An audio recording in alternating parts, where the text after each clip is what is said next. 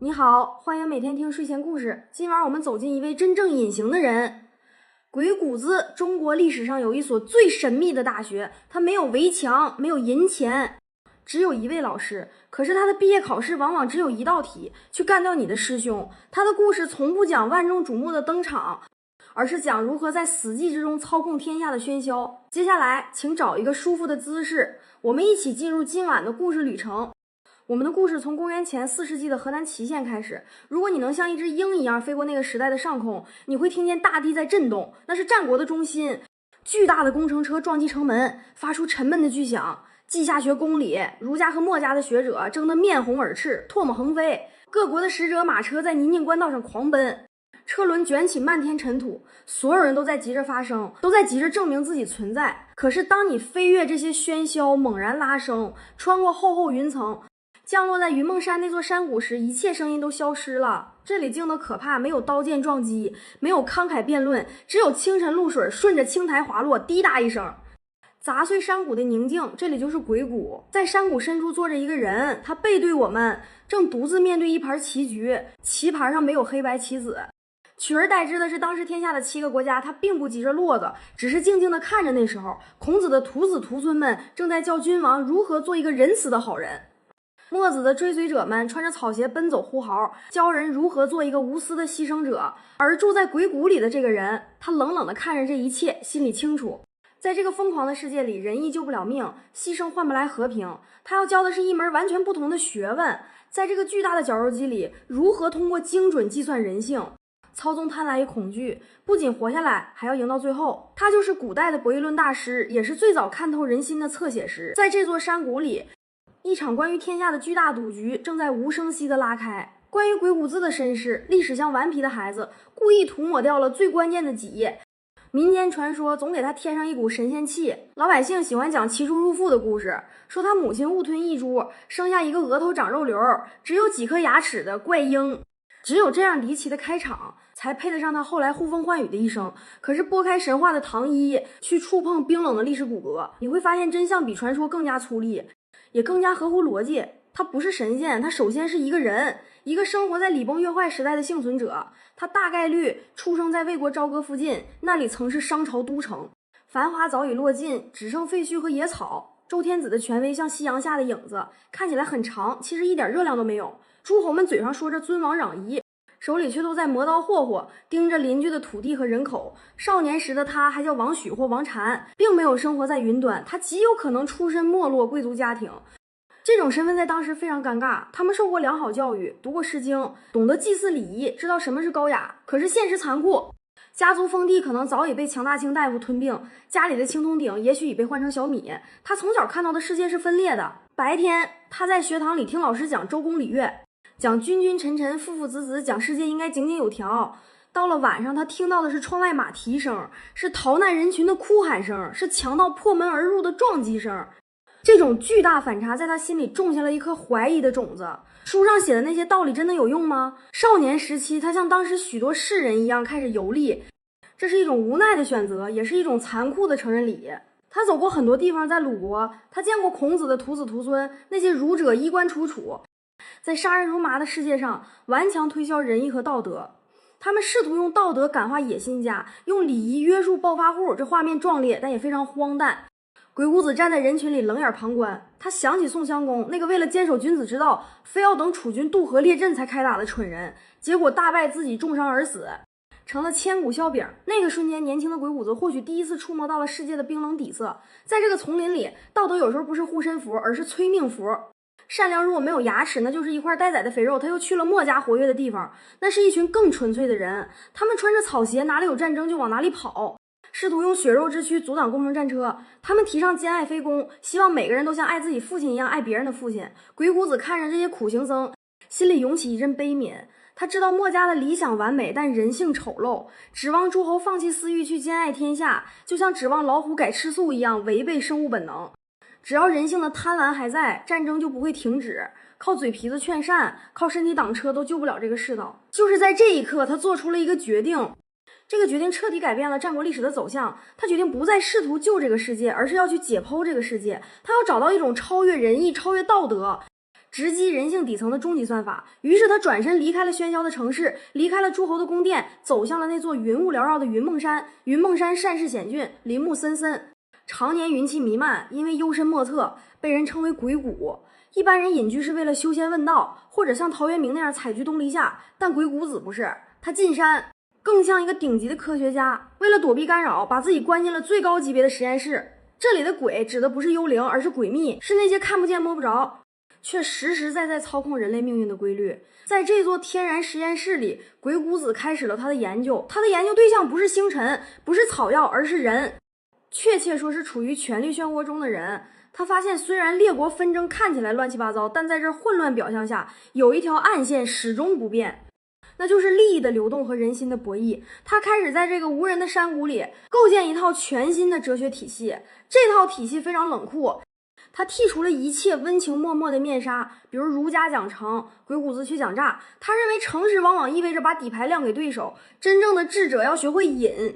圣人之道在隐与匿，你要像鬼神一样，让别人看不见你的形状，听不见你的声音，你才能安全，才能在暗中操控一切。比如墨家讲信，鬼谷子却讲辩，他认为世界上没有永恒盟友，只有永恒形式。这一刻是朋友，下一刻利益冲突就是死敌，所以没有什么承诺不能打破，关键看打破的代价和收益是否成正比。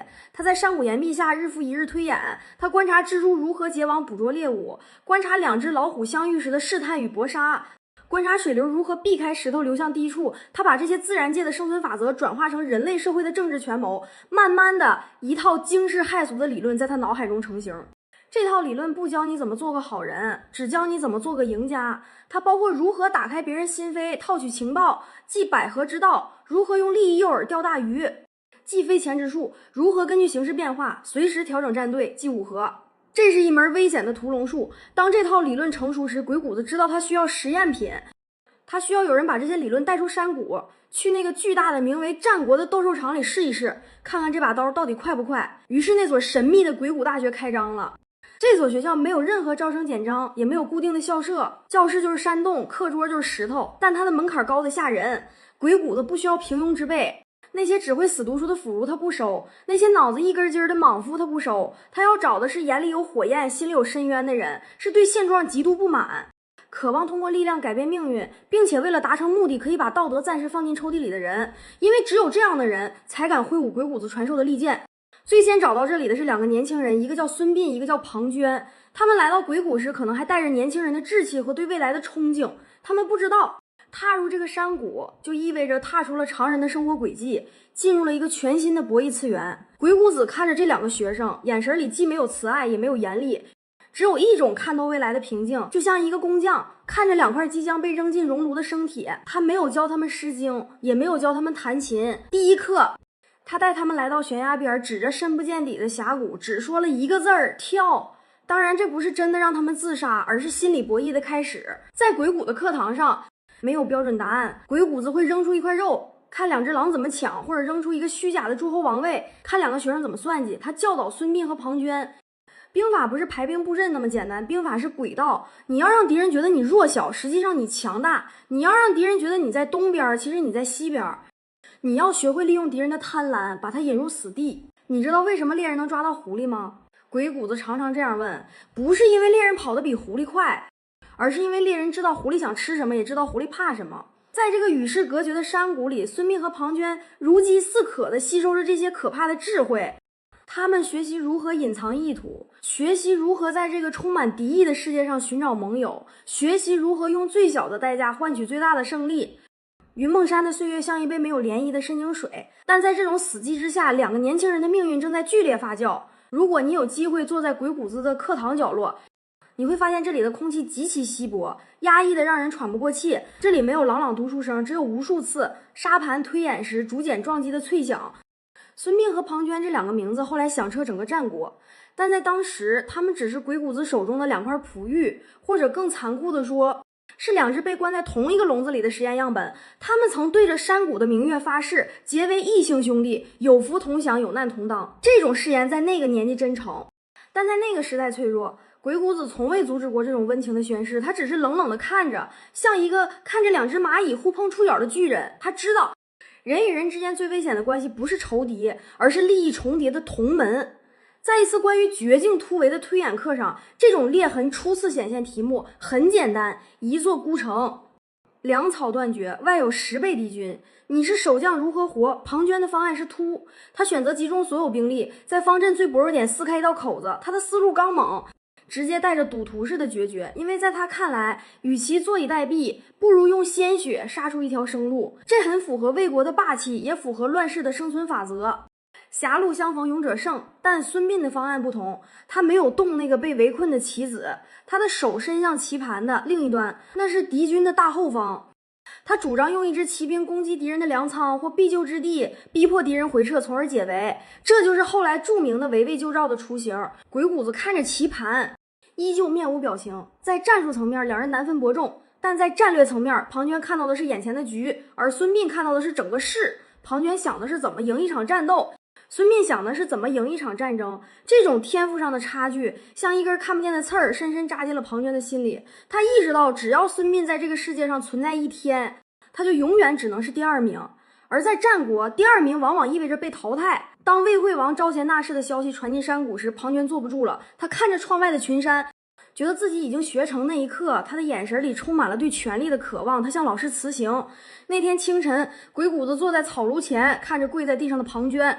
他没有挽留，也没有祝福，他只是淡淡的看着这个即将下山的弟子，仿佛在看一个已经注定结局的棋子。去吧，鬼谷子挥了挥手，但你要记住，下山的路比上山的路难走得多。庞涓背着行囊，头也不回地冲出了山谷，冲向了那个繁华而血腥的魏国。他以为他是去征服世界的。而孙膑站在山崖上，目送师兄远去的背影，心里有些失落。他不知道这一别就是生死冤家，他更不知道老师那句没说出口的潜台词将在不久的将来变成砸碎他膝盖的铁锤。庞涓在魏国确实成功了，他率领魏武卒横扫四方，成了魏国的上将军，名震天下。但他睡不安稳，每当深夜梦回，他总会想起云梦山里那个沉思的师弟，那种对天才的原始恐惧折磨着他。于是，一封满载兄弟情深的信送到了云梦山。孙膑接到了信，欣喜若狂。他以为这是兄弟兑现承诺，却不知道这是一张通往地狱的请柬。他向老师辞行。这一次，鬼谷子依然没有阻拦。他看着单纯的孙膑，心里或许有过一丝波动。他明明算到了此行的凶险，明明知道孙膑这一去将面临什么，但他选择了沉默。因为鬼谷子明白，孙膑是一块绝世好铁，但还没开刃儿。他的心太软，太相信仁义。一个相信仁义的将军，在战场上是会害死千万人的。孙膑需要一场劫难，一场摧毁他世界观的劫难，来帮他完成从人到神的蜕变。孙膑下山了，带着对未来的美好憧憬，走进了魏国的国都大梁。等待他的不是鲜花和美酒，而是冰冷的刑具。庞涓没有杀他，杀了他太便宜，也太容易落人口实。庞涓要毁了他。他捏造了孙膑私通齐国的罪名，下令对孙膑施以膑刑，也就是剃去膝盖骨。这是一种极度恶毒的刑罚，他保留你的性命，却剥夺你站立的尊严。不仅如此，还在孙膑脸上刺字，让他彻底沦为一个废人，一个怪物。想象那个画面，昔日的同窗好友高坐在大堂之上，面带冷笑，而孙膑这个原本应该指点江山的天才，此刻正蜷缩在血泊中，看着自己的膝盖骨被一点点剔除。那一刻，孙膑心中的义崩塌了。他终于明白了老师在山谷里沉默的含义。在这个世界上，最想让你死的，往往是那个最了解你的人。也就是在这一刻，那个天真的孙膑死了，活下来的是一个坐在轮椅上的复仇者，是一个真正领悟了鬼谷子阴符之术的兵家宗师。为了活下去，孙膑开始装疯。他住在猪圈里吃猪食，甚至将粪便塞进嘴里傻笑。庞涓派人日夜监视，看到这一幕，终于放下了戒心。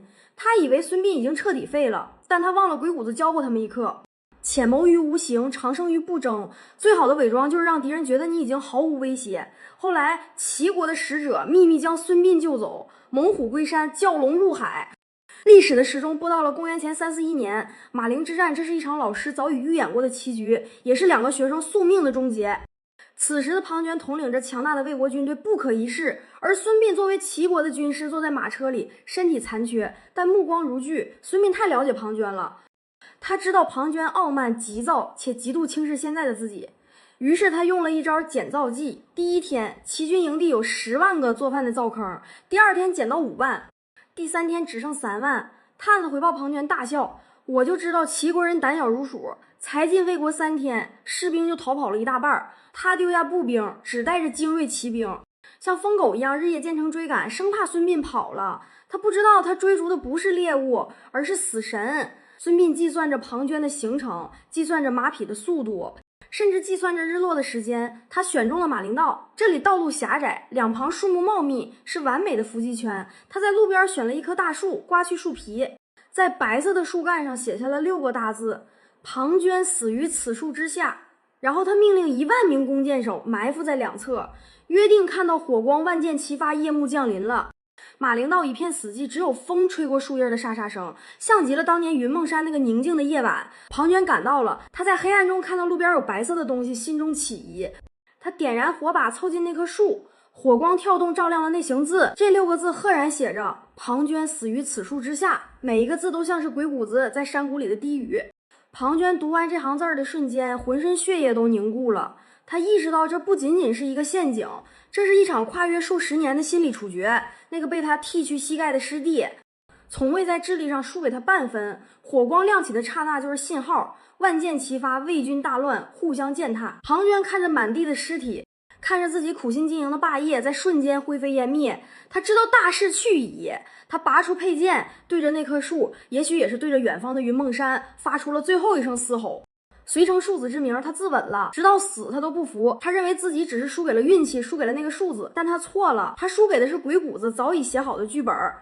此时此刻，千里之外的云梦山，鬼谷子或许正在修剪一株兰花，剪刀咔嚓一声剪断了一根枯枝。他没有抬头，但他似乎闻到了风中传来的血腥味儿。这真是一个荒诞的悖论。一位老师教出了2个最顶尖的学生，一个成了残废，一个成了尸体。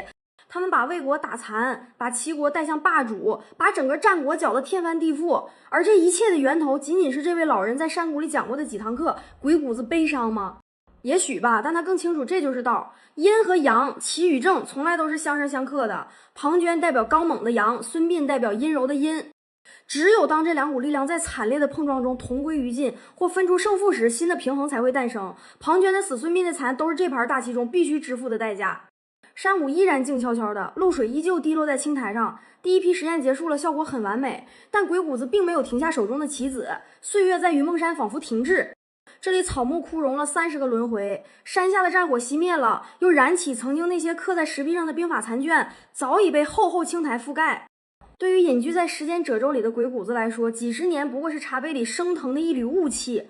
他送走了那一批在鲜血与铁甲中搏杀的战神，看着庞涓归于尘土，看着孙膑引入历史，直到30多年后，当山下的世界从武斗进入更复杂的暗战时，山门的铃铛才再次响起。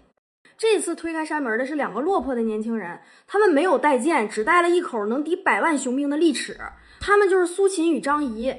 云梦山的风吹走了，马陵道上的血腥味儿却吹不散这个世界的焦躁。随着孙膑与庞涓时代的落幕，那盘名为兵战的棋局暂时告一段落。但鬼谷子并没有收起棋盘，他只是换了一种棋子，也换了一种玩法。如果说孙膑和庞涓代表的是硬实力，是面对面的厮杀，是鲜血淋漓的物理毁灭，那么接下来的这一局，鬼谷子要验证的是软实力。在这个回合里，决定胜负的不再是战车和弓箭，而是舌头。在这个幽深的山谷里，又迎来了2个新的学生，一个叫苏秦，一个叫张仪。他们的到来让这座寂静的山谷再次充满了某种危险的张力。但和之前的孙膑、庞涓不同，这一次鬼谷子没有教他们如何排兵布阵，而是扔给了他们几卷更加晦涩的竹简，上面写满了关于揣摩人心、权衡利弊，以及如何用一句话挑起战争或平息干戈的技巧。这门学问叫纵横。故事的转折发生在苏秦第一次下山归来之后，那是苏秦人生中最黑暗的时刻。他满怀信心去了秦国，试图说服秦惠文王吞并天下，结果碰了一鼻子的灰。秦王刚刚车裂了商鞅，对这些只会耍嘴皮子的说客充满了厌恶，直接把他轰了出来。苏秦回到洛阳老家的时候，简直像个乞丐。他那件原本光鲜的黑貂裘大衣已经磨得稀烂，脚上的草鞋甚至露出了脚后跟，整个人瘦得像根枯柴。当他推开家门，期待一点温情时，现实给了他狠狠一记耳光。他的妻子坐在织布机前，连头都没抬，仿佛没看见这个丈夫。他的嫂子看着他那副穷酸样，直接拒绝给他做饭，冷冷丢下一句：“你看看你，不务正业，活该。”甚至连他的父母都觉得生了这么个儿子是家族的耻辱，不愿意和他多说一句话。这就是战国最赤裸的现实，亲情是需要用黄金和权力来充值的。当你一无所有时，连血缘关系都会变得比纸还薄。苏秦站在破败的庭院里，听着家人的冷嘲热讽，心里的某种东西碎了，但另一种更坚硬的东西立了起来。他连夜逃回了云梦山。鬼谷子看着这个狼狈回来的学生，眼神依然平静如水。他没有安慰苏秦一句，也没有责怪家人的势力，因为在他的哲学里，这就是人性的常态，人趋利避害，就像水往低处流一样。自然你想改变别人的态度，那就改变你自己的筹码。鬼谷子从书架深处抽出了一卷沾满灰尘的书《阴符经》，扔到了苏秦面前。那是鬼谷一派最核心的机密，那不是一本教你如何说话的书，而是一本教你如何狩猎的书。它告诉你，每一个君王，每一个强者都有内心深处的恐惧和欲望，只要你找到了那个缺口，你就能把这头巨兽牵在手里走。接下来的日子里，苏秦把自己关在山洞里，每当深夜困倦难忍时，他就会拿起锥子狠狠刺向自己的大腿，鲜血顺着大腿流到脚后跟，剧痛让他瞬间清醒。这哪里是在读书，这分明是在对自己进行某种残酷的心理改造。那个曾经渴望亲情、渴望认可的苏秦正在死去，一个冷酷的将天下视为交易场的政治家正在诞生。终于他悟到了，他发现秦国虽然强，但其他6国加起来更强。如果能把6个弱国联合起来，就像把6根筷子捆在一起，就能锁死强大的秦国。这就是合纵苏秦再次下山了。这一次他没有去秦国，而是走遍了6国的宫殿。他用鬼谷子教他的话术，精准地击中了每一个君王的软肋。赵王怕死，齐王爱财，燕王想报仇。他把6颗散落的珠子用一根名为恐惧的线串了起来。当他再次回到洛阳老家时，场面极度荒诞。他腰间挂着6个国家的香印，威风凛凛。他的车队连绵几里，各国的使者前呼后拥，气派甚至超过了周天子。而那些曾经对他冷眼相待的家人呢？他的嫂子趴在地上像蛇一样匍匐前行，连头都不敢抬。苏秦笑着问嫂子，为什么以前那么傲慢，现在这么卑微呢？嫂子颤抖着回答，因为继子你现在位高权重，金子多呀。多诚实而丑陋的回答。苏秦坐在高高的马车上，看着这一幕，心里泛起一阵苍凉。他赢了，但他赢得的不是尊重，只是恐惧和贪婪的变现。与此同时，在云梦山的另一端，另一个学生张仪也迎来了他的觉醒时刻。张仪的遭遇比苏秦更具戏剧性，也更具荒诞感。他因为在楚国一场宴会上被怀疑偷了一块玉璧，被令尹的门客打得半死，抬回了家。他的妻子看着被打得不成人形的丈夫，哭着抱怨，你要是不读书不学什么游说，怎么会落到这个地步？张仪费力地张开肿胀的嘴，问了一个在历史上回响千年的问题，你看看我的舌头还在吗？妻子愣了一下，说还在。张仪笑了，那笑容里带着一股无赖般的狠劲，只要舌头在，我就能翻盘。这就是鬼谷子的学生，他们的肉体可以被打烂，尊严可以被践踏，但只要那把武器还在，他们就有掀翻世界的能力。张仪来到了秦国，此时的局面非常有趣，苏秦已经在6国布好了局，形成一道坚不可摧的合纵防线，把秦国死死关在函谷关以西。按理说，苏秦和张仪是后晋的同门师兄弟，但在更高的维度上，他们是完美的对手。鬼谷子教给他们的最高智慧是，在这个世界上，要想让自己有价值，就必须制造问题。于是，张仪成了苏秦的对手。苏秦主张合纵，张仪就主张连横，这就像矛与盾的关系。苏秦在东方把6国联合在一起，张仪就从西方走出来，拿着凿子试图把这个联盟敲碎。最精彩也最荒诞的一幕发生在张仪戏耍楚怀王的那场大戏里。为了拆散齐国和楚国的联盟，张仪作为秦国的国相出使楚国，他见到了那个贪婪而愚蠢的楚怀王。张仪摆出一副极度诚恳的姿态，他对楚怀王说，大王如果能和齐国断交，秦国愿意献上伤密之地的600里土地，600里，这对于任何一个君王来说都是无法拒绝的诱惑。楚怀王身边的谋士陈面拼命劝阻，这是个骗局，秦国人说话什么时候算数过？但贪婪蒙住了楚怀王的眼睛，他不仅断绝了和齐国的关系，还傻乎乎的派人跟着张仪去秦国接收土地。到了秦国，张仪突然病了，他躲在家里3个月不见客，急得楚国使者团团转。楚怀王还以为是自己断交不够彻底，竟然派人去齐国边界大骂齐王，彻底把齐国得罪死了。等到齐楚2国彻底反目，张仪的病奇迹般好了。他接见楚国使者，故作惊讶地说，咦，你们怎么还没去接收土地？我说的是把我自己的封地一共只有6里土地送给大王，不是600里啊。600里变成了6里，从地缘政治的宏大交易瞬间变成了菜市场的无赖诈骗。楚怀王听到回报后气得当场吐血，他发疯一样起兵攻打秦国，结果因为失去了齐国的支援，被秦国打得大败，连脑袋都差点丢了。这场闹剧把鬼谷子阴符之术中的诡诈演绎到了极致。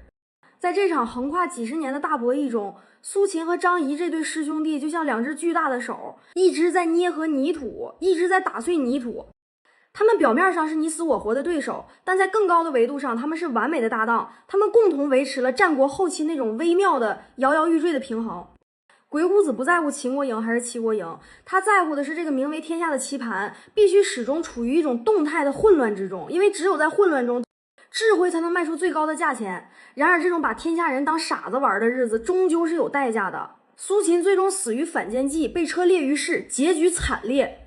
他在临死前还用自己的尸体射了最后一局，抓住了刺杀他的凶手。直到生命的最后一刻，他依然在算计张仪。在秦武王即位后失宠，被驱逐回魏国，最终在郁郁不得志中病死。两个搅动风云的纵横家像两颗流星一样划过夜空，燃烧了自己，照亮了那个黑暗的时代，然后迅速陨落。随着时间的推移，云梦山重新回到了最初的死寂。那些曾经在这里争论大笑，对祝山谷怒吼，要在这个世界上闯出一番天地的年轻人们都走了。孙膑的轮椅压过的车辙早已被野草覆盖，庞涓练剑时砍伤的那棵老树，伤口也已经愈合，长出了粗糙的新皮。苏秦彻夜苦读的山洞，如今只剩下蝙蝠在倒挂休息。鬼谷子独自一人坐在这座巨大的空巢里，他老了，他的背不再像年轻时那样挺拔，手上的皮肤也像干枯的树皮一样充满了褶皱，但他那双眼睛依然清澈的可怕，像两口深不见底的古井，倒映着头顶变幻莫测的风云。山外的消息依然会断断续续的传进来，只不过以前传来的大多是捷报，是哪个学生拜了相，哪个学生打了胜仗，而现在传来的大多是噩耗。这一天，风中带来了一个血腥的消息，苏秦死了，死得极惨。他在齐国被刺客重伤，临死前为了帮齐王抓到凶手，他主动要求齐王将自己车裂于市，以谋反的罪名处死，引诱凶手出来领赏。他做到了，凶手被抓住了。苏秦用自己的尸体完成了最后一次完美的谋略。鬼谷子听到这个消息时，正在擦拭一卷竹简，他的手停顿了一下，但也仅仅是一下，他没有哭，也没有叹息。在常人眼里，苏秦的结局是悲剧，是不得好死，但在鬼谷子眼里，这是宿命的闭环。苏秦一生都在玩火，他在6个国家的刀尖上跳舞，他享受了那种将天下玩弄于股掌之间的快感，自然也要承担被火焰反噬的代价。在这个世界上，能量是守恒的，你透支了多少智谋去换取权力，最终命运就会索取多少血肉来偿还。没过多久，张仪也走了，这位凭着3寸不烂之舌戏耍楚怀王的纵横家，在秦武王即位后失去了靠山，他被驱逐，像一条丧家之犬一样逃回了魏国，最终在失意和惊恐中病死。还有之前的庞涓死在万箭之下，商鞅被五马分尸，吴起被乱箭射死在楚王的尸体上。鬼谷子看着这张死亡名单，就像看着一盘早已下完的棋。这些叱咤风云的人物，就像历史长河里翻起的巨大浪花，他们一度以为自己是河流的主人，可以随意改变水的流向，但当风停了，浪花落下，他们才发现自己不过是水流的一部分，最终都要归于平静。这时候的鬼谷子或许会生出一种深深的孤独，这种孤独不是因为没有人陪伴，而是因为没有人真正听懂过他的话。学生们学会了他的术，如何杀人，如何救人，如何骗人，但他们没有学会他的道，如何保全自己，如何在这个疯狂的世界里守住内心的平静。智用于人，则受制于人。当你把智慧变成一种工具卖给帝王家时，你自己也就成了工具。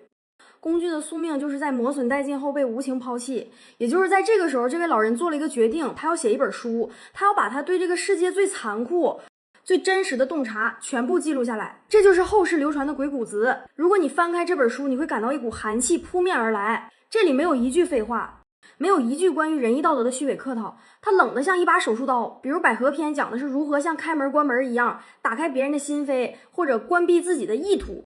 他告诉你阴阳是可以互换的，真假是可以操纵的。比如费端篇讲的是如何用赞美和利益做钩子，去钳制住对方的思维，让对方乖乖听你的话。比如五合篇讲的是没有永远的立场，你要像水一样流动，哪里有利就流向哪里，哪里有危险就避开哪里。他在书里写道，口者心之门户也，心者神之主也。他教导人们，语言不仅仅是交流的工具，更是攻心的武器。他刻下的每个字都是从无数人的鲜血和泪水中提炼出来的。他把人性的贪婪、恐惧、虚荣、猜疑解剖的淋漓尽致，然后摆在台面上告诉你，这就是世界的真相。这本书写完后，并没有像《论语》那样被奉为经典，也没有像《道德经》那样被尊为玄学。相反，它在此后的2000多年里，一直被主流社会视为禁书，被藏在阴暗的角落里。为什么？因为他说了真话。后世的儒家学者，比如杨雄痛骂鬼谷子是小人，说他的学问是诈术，他们认为这个世界应该是光明的，君子应该坦荡荡，怎么能教人阴谋诡计呢？这真是一个历史的悖论。帝王们在台面上尊崇儒家，满口仁义道德，教导百姓要忠君爱国，但在背地里，在深夜的御书房里，他们翻阅的往往就是这本《鬼谷子》，因为他们心里清楚，靠仁义道德是守不住江山的，治理天下很多时候靠的是权谋和算计。鬼谷子就像那个指出皇帝没穿衣服的小孩，或者更准确的说，他是那个把皇帝的新衣，也就是那层虚伪的道德外衣扒下来，指着里面满是伤疤和污垢的肉体说，看，这才是权力的本质。所以大家恨他怕他，却又离不开他。晚年的鬼谷子早已不在乎这些身后的毁誉，他把竹简整齐的马放在山洞的石架上，就像把锋利的匕首收进了刀鞘。他看着窗外，云梦山的云雾依然聚了又散，散了又聚。他这一生虽然从未走出过这座山谷，但他其实一直站在历史的风暴眼里。他的思想虽然被骂为阴谋，但最终却成了终结乱世的唯一解药。你看那个正在西方崛起的秦国，虽然不再有张仪，但他们彻底贯彻了鬼谷子的逻辑，远交近攻，分化瓦解，不讲武德，只求胜利。秦国的战车正沿着鬼谷子铺设的轨道，轰隆隆地碾过六国的土地。秦始皇这位千古一帝可以说是鬼谷子哲学最忠实的执行者，他用绝对的暴力和绝对的算计，把那个分裂了500年的中国强行捏合在了一起。这难道不是一种巨大的讽刺吗？那些满口仁义的君子们失败了，流离失所，而那个被骂为阴险的鬼谷子，通过他的学说间接地完成了一统天下的伟业。这就是历史的宿命感，善意往往软弱无力，而冰冷的理性却能构建秩序。故事的最后，关于鬼谷子的结局依然是一个谜。有人说他最后羽化登仙了，骑着青牛去了天庭；有人说他一直活在山里，活了几百岁。但在我们的故事里，结局也许更加平淡，也更加真实。那是一个深秋的傍晚，夕阳把云梦山染成了血红色，像极了当年马陵道上的颜色。鬼谷子拄着拐杖慢慢走到了悬崖边，他看着脚下的万丈深渊，看着远处若隐若现的村庄和城池。他的一生教出了孙膑、庞涓、苏秦、张仪。他见过最顶级的天才，也见过最卑劣的人性。他点燃了战国的烽火，又亲手写下了熄灭烽火的说明书。现在任务完成了，风吹过他的白发和长袍，他看起来那么瘦小，那么普通。如果不说，谁能想到这个瘦小的老人就是那个让七国君王闻风丧胆的鬼谷先生呢？他轻轻叹了一口气，转身走进了那片浓密的森林。这一次他没有再回头，随着他的背影消失在林深处，战国那个最喧嚣、最精彩、最充满智慧与血腥的百家争鸣时代，也仿佛随之关上了大门。留给后人的只有那座空荡荡的山谷和那本冷冰冰的鬼谷子，静静躺在历史的尘埃里，等待着下一个有野心的人去翻开它，去读懂它，去再次点燃这个世界。我们的故事讲到这里，战国的烽火已经熄灭了2000多年，云梦山的那些传奇最终都化作了史书上几行冰冷的文字。现在让我们把视线从那座幽深的山谷收回来，穿过漫长的时光隧道，回到此时此刻。其实我们每个人依然生活在一个巨大的战国里。当我们走进写字楼，面对复杂的职场关系时，当我们打开社交网络，看到那些被精心设计的舆论战时，当我们为了房贷，为了升职，为了在这个喧嚣的世界上争夺一席之地而焦虑，失眠时我们所经历的不就是孙膑、庞涓、苏秦和张仪曾经经历过的一切吗？人心中的贪婪、恐惧、嫉妒和虚荣，在这2000多年里一点都没有变，他们只是换了一件更文明的外衣，把青铜剑换成了键盘，把兵法换成了商业策略。我们从小被教导要真诚，要善良，要像童话里那样做一个无忧无虑的好人。这当然没错，这是世界美好的一面。但鬼谷子用他一生的沉默告诉我们，在这个复杂的世界上，仅仅有真诚是不够的，你还需要清醒。这也是为什么在这样一个渴望安睡的夜晚，我们要去读懂这位阴谋家的故事。他教给我们的不是去害人，不是去变成一个冷血的算计者，恰恰相反，他教给你的是一种不被伤害的能力。这种能力是当别人在制造焦虑时，你能一眼看穿背后的利益链条，从而保持内心的淡定；是当生活把你逼进死胡同时，像当年的孙膑一样绝望时，你能明白阴阳转换的道理，知道低谷往往是反击的开始；是当你身处名利场的喧嚣中，像苏秦一样被捧上云端时，你能听见那把悬在头顶的达摩克利斯之剑的嗡嗡声。真正的智慧不是逃避这个世界的黑暗，而是有了直视黑暗的勇气后，依然选择心向光明。这就叫做身在闹市，心在深山。这是一种顶级的定力，就像鬼谷子一样，你可以看透所有人的剧本，看透所有人的欲望，但你依然选择演好你自己的角色。你知道这是演戏，所以你不会入戏太深，也就不会被戏里的悲欢离合伤得体无完肤。历史的车轮滚滚向前，没有人能阻挡，我们都是这洪流中的一粒沙。但也正因为如此，我们才更需要那个坐在山谷里的背影。想象一下，在你的内心深处也有一座云梦山，那里没有信号，没有噪音，没有必须回复的消息，那里只有清风明月和一盘还没下完的棋。当你感到疲惫、焦虑或者对未来感到恐惧的时候，不妨躲进这座心里的山谷，像那位老人一样，在这个纷繁复杂的世界里为自己修筑一间坚固的心灵茧房。不管外面的风浪有多大，这里永远安静，永远安全。夜深了，那盏在战国寒夜里亮起的孤灯，现在也该熄灭了。那个在棋盘前坐了2000年的背影，也渐渐隐入了历史的尘烟中。但他留下的智慧，就像一颗种子，已经种在了你的心里。愿这颗种子能让你在明天的搏杀中多一份铠甲，也愿这份清醒能护佑你，在今晚拥有一个不被惊扰的梦，关掉世界的喧嚣，让心回到山谷。晚安。